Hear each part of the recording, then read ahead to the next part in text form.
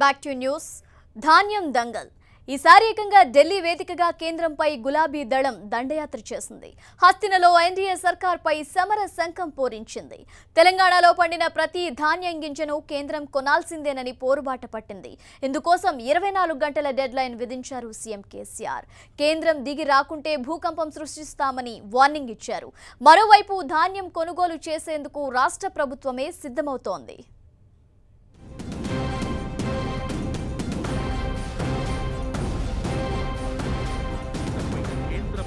వైఖరికి నిరసనగా నిన్న మొన్నటి వరకు గల్లీ పల్లె అన్న తేడా లేకుండా ఆందోళన నిర్వహించిన టీఆర్ఎస్ ఆఖరి ప్రయత్నంగా ఢిల్లీలో ఆందోళనకు దిగింది. కేంద్రంతో తాడోపేడో తేల్చుకునేందుకు గులాబీ దండు హస్తిన వేదికగా సమర శంఖం పూరించింది. ఢిల్లీలోని తెలంగాణ భవన్ వేదికగా నిర్వహించిన దీక్షలో తెలంగాణ సీఎం కేసీఆర్తో పాటు మంత్రులు, ఎమ్మెల్యేలు, ఎమ్మెల్సీలు పాల్గొన్నారు. ధాన్యం సేకరణలో దేశం మొత్తం ఒకే పాలసీ ఉండాలని టీఆర్ఎస్ డిమాండ్ చేసింది. దీంతో పాటు తెలంగాణ ధాన్యాన్ని కేంద్రమే కొనాలని తమ గళాన్ని ఢిల్లీ వేదికగా వినిపించింది గులాబీ దండు.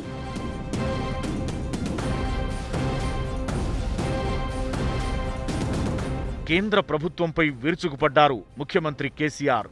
ఎవరితోనైనా పెట్టుకోండి, రైతులతో కాదంటూ సెంటర్ను టార్గెట్ చేశారు.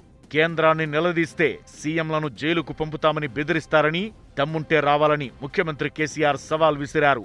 తెలంగాణ రాష్ట్ర ధాన్యం కొనుగోళ్ల విషయంలో వెంటనే స్పందించాలని డిమాండ్ చేశారు.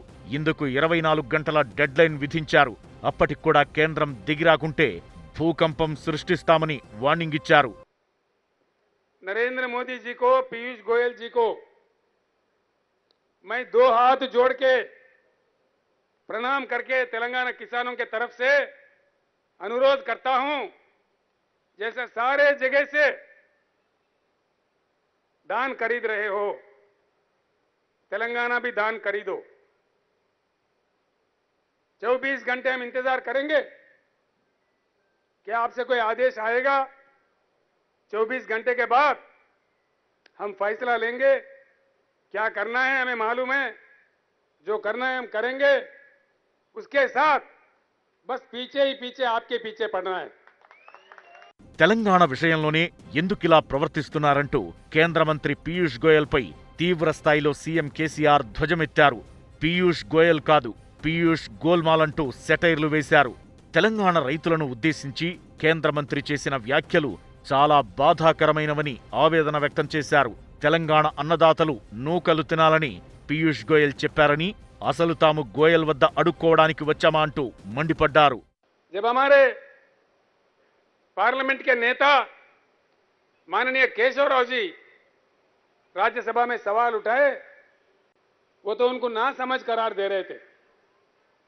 मैं पूछ रहा हूं पीयूष गोयल जी, ना समझ कौन है? हमारे केशव राव जी है, ये आप खुद में ना समझ है। कौन ना समझ है? ధాన్యం సేకరణపై ఢిల్లీలోని తెలంగాణ భవన్ వేదికగా టీఆర్ఎస్ చేపట్టిన నిరసన దీక్షకు బీకేయూ నేత రాకేష్ టికాయత్ సంఘీభావం తెలిపారు.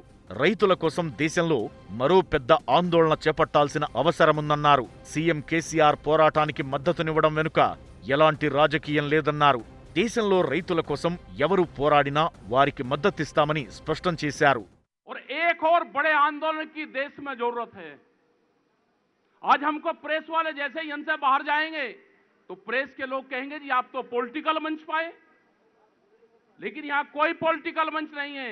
जो देश में किसान की बात करेगा हम उसके साथ खड़े होंगे। వానాకాలం ధాన్యం కొనుగోలు నుంచి మొదలైన ధాన్యం వార్ మరింత ముదిరే అవకాశం కనిపిస్తోంది. యాసంగిలో 38 లక్షల ఎకరాల్లో వరి సాగు చేశారు తెలంగాణ రైతులు. ఈసారి 60 లక్షల నుంచి 70 లక్షల క్వింటాళ్ల ధాన్యం రావచ్చని అధికారులు అంచనా వేస్తున్నారు. దీన్నంతా కేంద్రం కొనాలని డిమాండ్ చేస్తోంది రాష్ట్ర ప్రభుత్వం. అయితే రా రైస్ తప్ప బాయిల్డ్ రైస్ తీసుకునే ప్రసక్తే లేదంటూ తేల్చేసింది కేంద్రం. దీంతో కేంద్రాన్ని ఇరుకున పెట్టేలా పావులు కదిపిన టీఆర్ఎస్ ఇప్పటికే రాష్ట్ర వ్యాప్తంగా పలు రకాల నిరసనలతో హోరెత్తించింది. మండల కేంద్రాలు, జిల్లా కేంద్రాలతో పాటు హైవేలను దిగ్బంధించి నిరసనను వ్యక్తం చేసింది. ఊరూరా నల్ల జెండాల ఎగురవేతతో నిరసనలు ముగిశాయి. అయినా కేంద్రం స్పందించకపోవడంతో ఏకంగా ఢిల్లీలోనే నిరసనకు దిగింది. మరి టీఆర్ఎస్ పోరుబాటుపై కేంద్రం ఎలాంటి నిర్ణయం తీసుకుంటుంది? కేసీఆర్ విధించిన 24 గంటల డెడ్ లైన్ పై ఎలా స్పందించనుంది అన్నది ప్రశ్నార్థకంగా మారింది.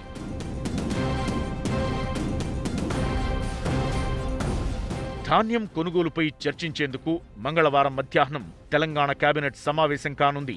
ధాన్యం కొనుగోలుపై ఎలా ముందుకెళ్లాలన్న అంశంపై చర్చించి నిర్ణయం తీసుకోనున్నారు. కేంద్ర ప్రభుత్వంపై ఒత్తిడి తెచ్చినా దిగిరాకపోవడంతో రాష్ట్ర ప్రభుత్వమే ధాన్యం కొనుగోలు చేస్తుందన్న అంశాన్ని రైతులకు తెలియజేసేలా ప్రభుత్వం చర్యలు తీసుకునే అవకాశముంది. అయితే కల్లాల దగ్గరకు వెళ్లి ధాన్యం కొనుగోలు చేయాలా, ఐకేపీ కేంద్రాలను మళ్లీ తెరిపించి కొనుగోలు చేయాలా అనే అంశాలపై నిర్ణయం తీసుకునే అవకాశముంది.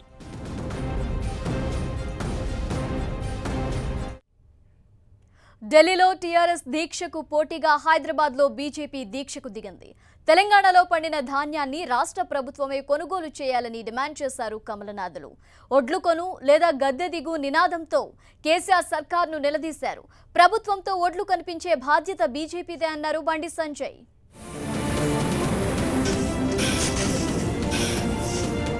యాసంగిలో వరి ధాన్యం కొనుగోలుపై బీజేపీ టీఆర్ఎస్ మధ్య పంచాయతీ తేలడం లేదు. కేంద్రాన్ని నిలదీసేందుకు టీఆర్ఎస్ హస్తిన వేదికగా ధర్నాకు దిగితే గులాబీ దండుకు పోటీగా బీజేపీ హైదరాబాద్ ఇందిరా పార్క్ వద్ద రైతు దీక్ష చేపట్టింది. బీజేపీ రాష్ట్ర అధ్యక్షుడు బండి సంజయ్ ఆధ్వర్యంలో జరిగిన ఈ దీక్షలో కేంద్ర పార్లమెంటరీ వ్యవహారాల సహాయ మంత్రి వి మురళీధరన్ ముఖ్య అతిథిగా హాజరవగా ఎంపీలు, ఎమ్మెల్యేలు, మాజీ ఎంపీలు, మాజీ ఎమ్మెల్యేలు, సీనియర్ నేతలు పాల్గొన్నారు.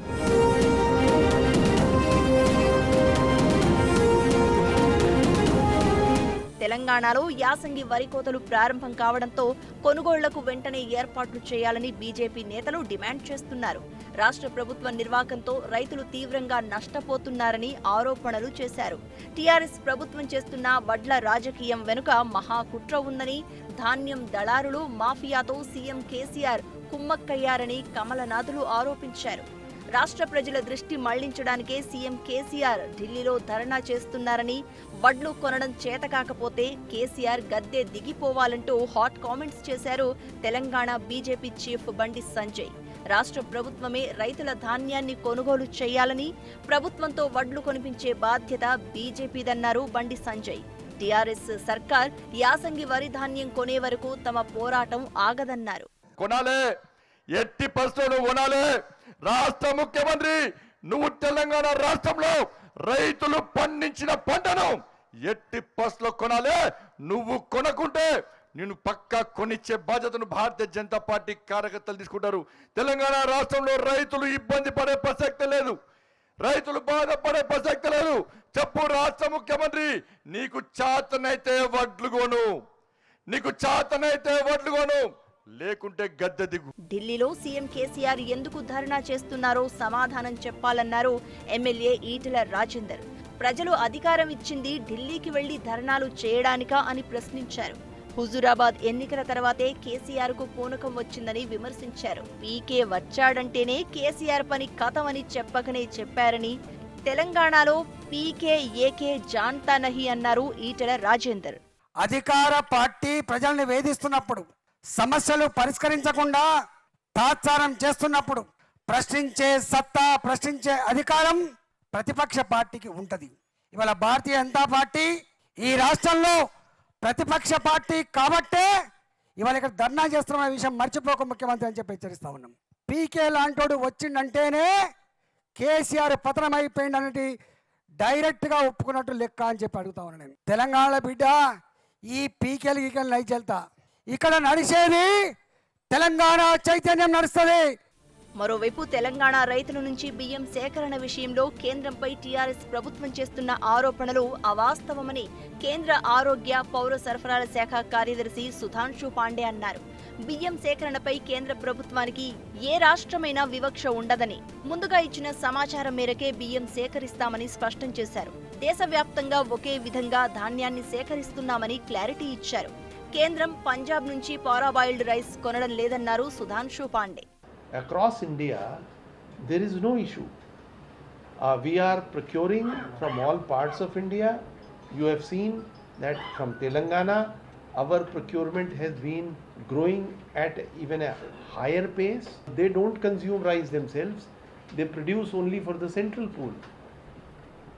As far as Government of India is concerned, Government of India's policy vis-a-vis farmers is very simple, plain for all states. It is uniform, non-discriminatory and farmers friendly.